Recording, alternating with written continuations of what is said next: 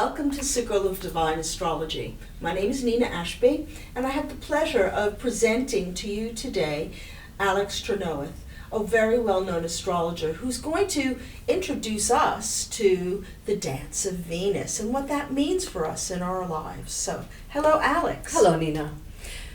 Go ahead. Okay, well, I was just going to show this beautiful chart. Now, what this chart shows, is it shows the beautiful pattern, the beautiful pentagram that Venus marks out in the sky. Now, obviously, she doesn't leave a trail behind her. We have to have an illustration to show us how this works. But Venus weaves out this pentagram in the sky with inferior conjunctions. So I do need to explain what inferior conjunctions are. Well, so, you could start with the conjunction. Yeah, so the conjunctions, two kinds of conjunctions. There's inferior conjunctions, which means that Venus is nearest to the Earth, and there's superior conjunctions, which means that the conjunction happens on the other side of the Sun. So if we just look here, this is inferior conjunctions.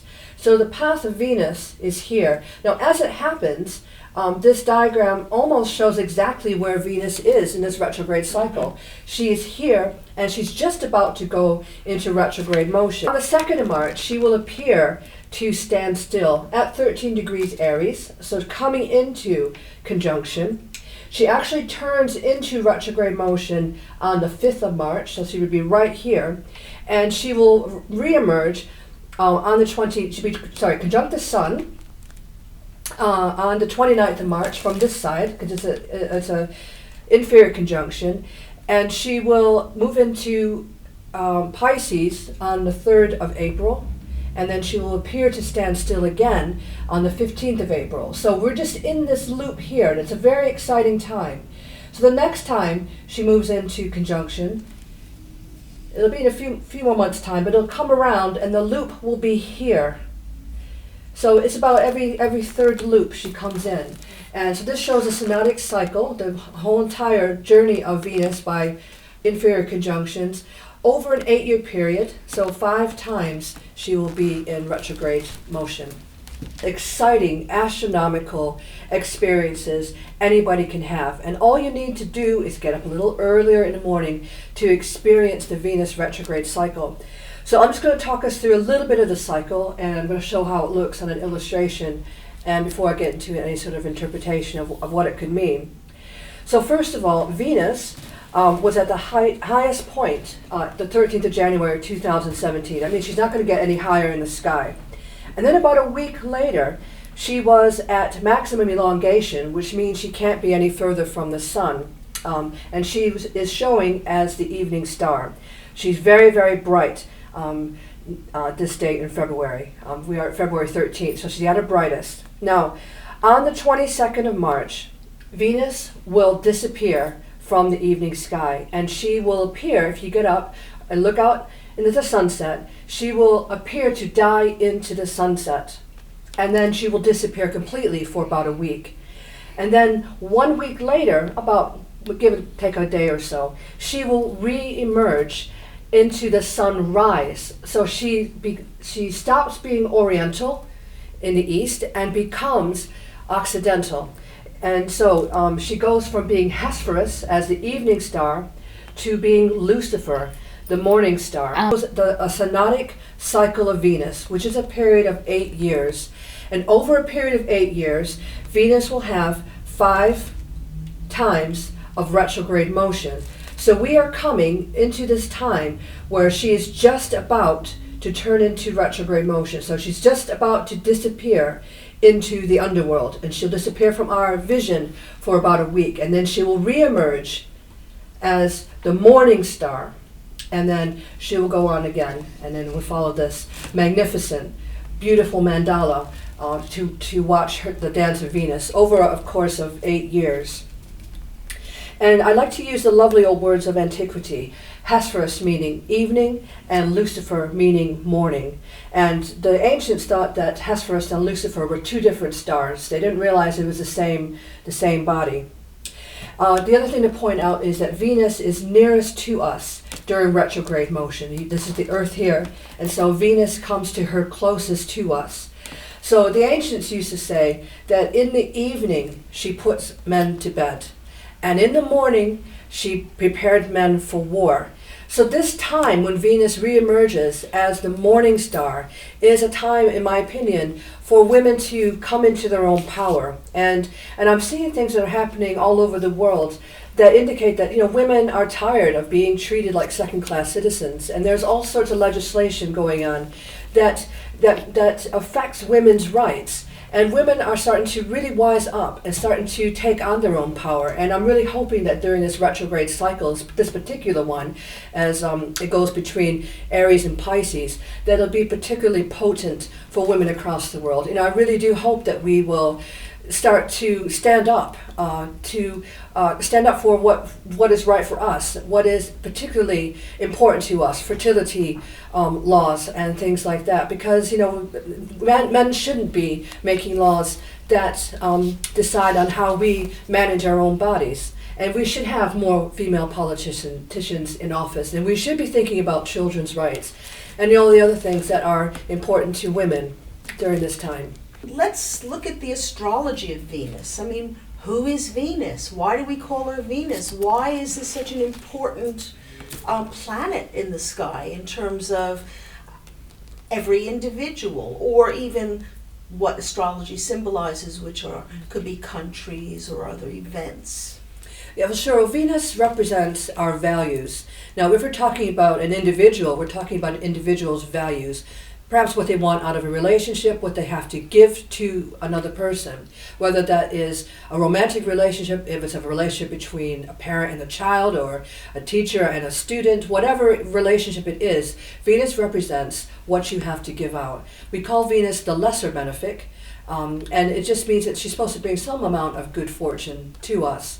Now, in a country, Venus can represent what makes a country wealthy, what makes it beautiful, what, you know, the values, the morality of the country is. And so, of course, that will vary from country to country because every chart has its own particular birth chart based on political events that have happened to make it a country. Excuse me. So, what does this have to do with what popular knowledge is, as a Venus is the goddess of love? So what does this have to do with love?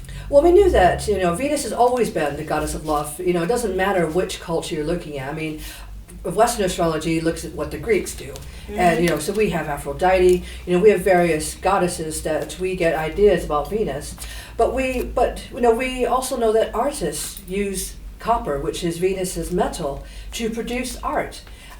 You know, copper is a very malleable metal, and it can be used to create quite stunning pieces of art. This year also happens around the time of the spring equinox, so not too far away from Easter. So when Christians are singing about the Queen of Heaven, they won't know it, but they're going to be singing about Venus. Which I think is very, very exciting. So the signs that are most affected by this Venus retrograde cycle this time around, Venus rules Taurus and Libra, and they're not going to get away from not being affected by Venus retrograde. For Taurus, Venus retrograde often means undoing something. So Venus is in an area of the chart where they're developing their spirituality, but they may have to go back a little bit and check with their friends and check with their connections to make sure that these connections are actually able to help them on their spiritual path and journey. So Taurians, you might have to find a way to get some sort of maybe some coaching or a little bit of just checking to make sure you have the right people around you. Now for Venus, because this retrograde happens in the signs of in the tropical signs of Aries and Pisces, it's going to affect Libras directly in the realm of relationships. So, you know, we all have relationships that need work. And Libras, I'm really sorry to say this, but sometimes, you know, you have to put a bit more effort into making relationships work. It's not just about having a party or just about enjoying your relationship. Sometimes it needs a boost. It needs you to concentrate and to put in some really fine tuning and sorting out what you actually want from a relationship, and also deciding what you can actually give to somebody in a relationship that is relevant to their own needs. Retrograde cycle falls in Aries and Pisces, they too will be affected. And Aries, I think you're coming into a time where you're starting to realize your own sense of personal power, either too much or not enough. So you might find you have to push a little harder, or conversely, pull yourself back a little bit. And Pisces, you're just going to have to step up to the plate, mates. Right? You are such the nice guys of the zodiac, but sometimes you really need to stand up for yourself, or maybe stand up for another person. It's not all about flowers and chocolates. Sometimes you really have to fight for what you believe in.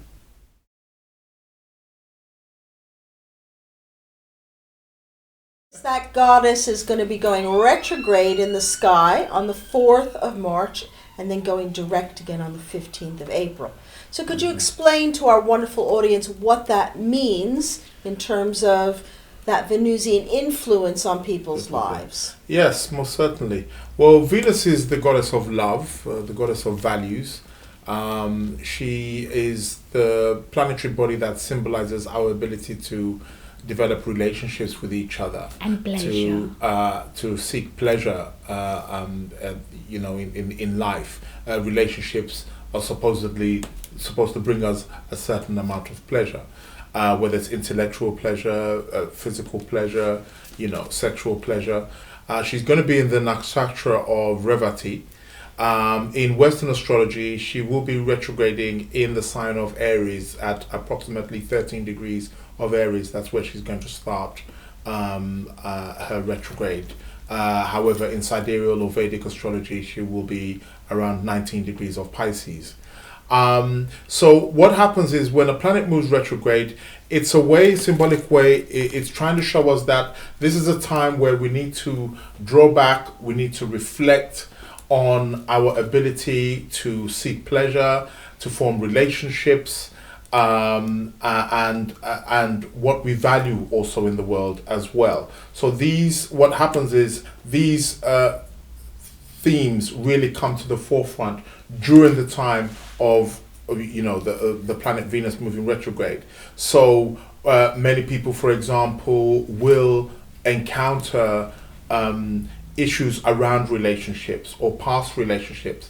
It's very, very common, for example, for ex-partners, ex-husbands, ex-wives, or ex-boyfriends or girlfriends coming back into your life, or somebody that you may have even been fond of in your life, somebody who you and them may have had a very pleasurable encounter in some way, shape, or form.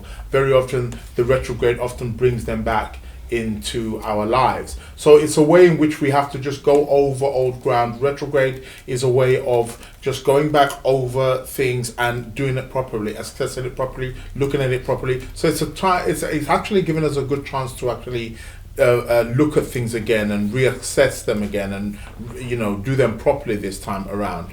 Things that we may have missed, in order to be able to go forward. So this is where we get glitches around issues around relationships or pleasure-seeking things in our life. So with this Venus moving retrograde, it's going to be quite important and quite potent for roughly about 6 to 7 weeks.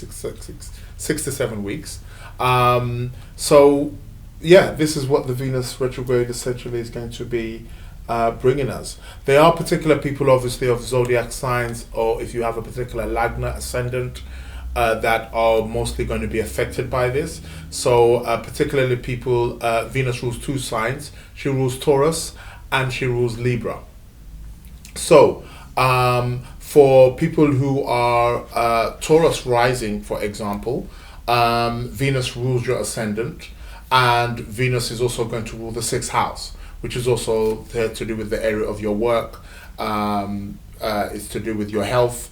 So while Venus is actually moving retrograde, people who are Taurus rising, who have Taurus Lagnas, they are going to be really, it's going to be a really important time to focus on these particular areas of your life. Perhaps maybe areas around work, you may have to go over things and redo them again. Check your health, making sure that your diet and your nutrition is being well maintained. And also Libra is the second sign which Venus rules. So if you have a Libra ascendant, Lagna, Venus is now going to be ruling your 8th house. This is the house, this can be a very tricky house, a very difficult house. It's the house where you have to go deep into the nitty-gritty. It's to do with other people's resources. It's to do with where you may meet crisis. It's the house of transformation and rebirth. So there may be situations in your life where you have to go over back of situations that have brought about transformation in your life, or that need to bring transformation in your life, and you've got to go over that. So it may be really deep, compulsive issues around relationships or areas of life where you have to develop a deep sense of trust. And as she's going to be retrograding in the sign of Pisces, Venus is exalted in Pisces, so it makes this retrograde extremely very strong, extremely powerful. For those people who have a Taurus Lagna, Taurus ascendant, where Venus is the ruler of your sixth house, issues around health, diet, your everyday rituals are really, it's going to be really intensified, because the whole purpose around the retrograde is that you really go over something again, you redo it properly. It has to be done properly. But because Venus is strong this time around, it's really going to be something that's extremely magnified. So do pay attention, if you are Taurus Lagna, to sixth house issues, which are around your health and diet. And for those who are Libra Lagna, Libra rising, again, Venus is going to be the ruler of your eighth house. And this, again, is the house of transformation. Deep, hard transformation. So Venus moving retrograde is going to be showing you that this is a time to really reflect, to really dig deep. It can be perhaps maybe a good time to perhaps maybe do something extremely therapeutic that allows you to perhaps confront your inner fears, your deep fears of getting over particular trials in your life, because the retrograde is allowing you to really penetrate services that you wouldn't normally or averagely be doing. So the Venus is going to be extremely very, very strong at this time around. Also, if you are Aries rising or Scorpio Lagna, the opposite sign, which is the descendant, which is the seventh house, which is to do with relationships. So if you're Aries rising, it means you're going to have Libra on the seventh house cusp. If you are Scorpio rising, you're going to have Taurus on the seventh house cusp.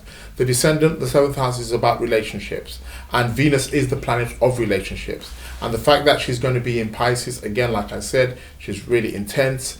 She's really, this is Venus here in her full splendor, in her full glory. She's extremely strong. So this retrograde is going to be double strong.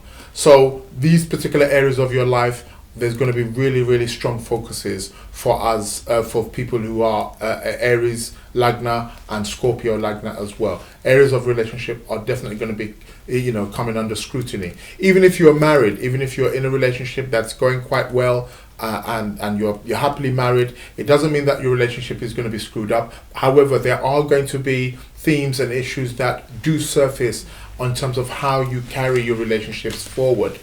You may meet these particular themes in the outside world, in people maybe who you're in business relationship with, or particular clients, or people who you deal with on a one-to-one level. You may find it coming up there, and you may find some difficulty, and you're wanting to move forward and something's kind of pulling you back, or you're finding difficult themes to deal with people. These are the kind of matters that can manifest and that can arise for you. So make sure you have that in your diary. March the 4th, Venus stations and goes direct, and on April the 15th, she stations, sorry, I've got that wrong.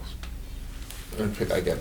On March the 4th, Venus stations and goes retrograde, and on April the 15th, she stations and then starts to move direct again. And even when she does the 15th, when Venus stations and goes direct, it doesn't just end sort of like on that day. Although the retrograde has finished on that day, there is still what is known as somewhat of a shadow period. So for a few weeks even after that, you still may get again issues or themes, you get the aftermath to do with relationship again, still kind of surfacing too. So the Venus retrograde is for all of us. We are all going to be affected, regardless of our Lagna and our ascendant that we have, but more so for those who are Libra Lagna, Taurus Lagna, Aries Lagna, and Scorpio Lagna. Those people who have any of those Lagnas will be affected they will feel it. They are more likely to feel it much more stronger. You're going to see it more potent happening definitely in your life. But overall, it's a time for us to seek balance, to seek harmony, to reconnect with old relationships, perhaps relationships that we've had difficulty trying to work with in the past. This is a time to revisit them and to reassess and to try apply ourselves and to try and seek some peace and harmony with that.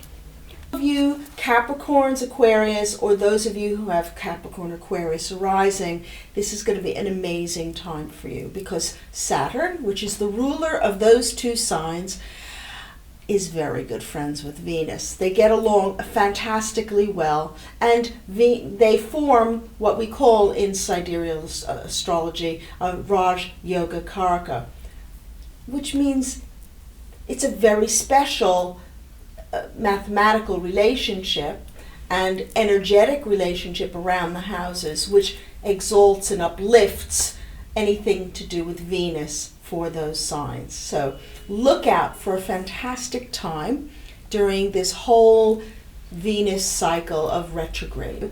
Just by saying, first of all, that any planet, when it's going into apparent retrograde motion, this is a time, it's not horrible. It's a time where you have to backtrack. You have to go over things that are unfinished business. And it's not a time for avoiding either. I mean, exactly. I often see, on Facebook and things like that, when Mercury goes retrograde, oh, don't post things, don't book tickets. It's not about that. And, I've always said this about Mercury, the trickster. I know we're talking about Venus, but, there's often a message in the retrograde motion, something that we've missed that we need to pick up on. And the Venus is about looking at our values, reassessing what is most important to us, be it a person, be it a job. And this is a time for us to rethink and to learn about ourselves and to not be afraid of making the changes that we need to make. Yeah. Because Venus is a warrior goddess when she reemerges as the morning star. Yeah, but she's also the planet of